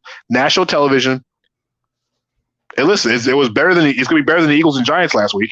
I mean, I already know how it's going to end. So, we have next Monday night, right? What's that? Tampa Bay at the Giants while we're on the air.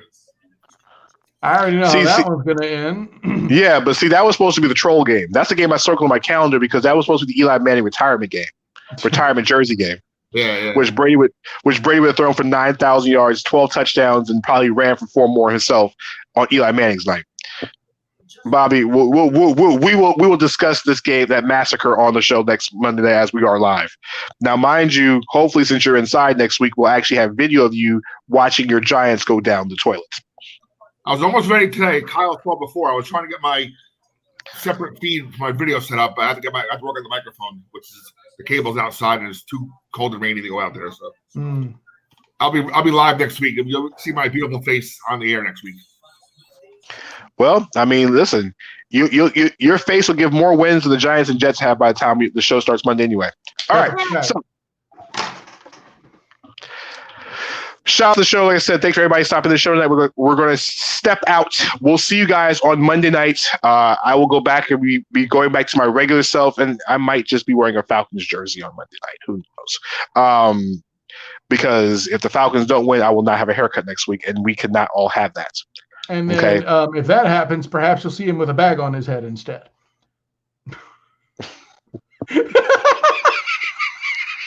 I promise you, if we lose to the Panthers twice in one season, I might not even show up for the show Monday night. After the Bears have done what they've done on Monday night, maybe you will show your face in public and sub in for Danny Thompson. Listen, this might be the first time I've called out sick of the show ever. If the Falcons lose on Thursday night to the Panthers, and I know that if I got swept, I got to hear this game for a whole year, I might not even show up on Monday night. That's all I'm saying.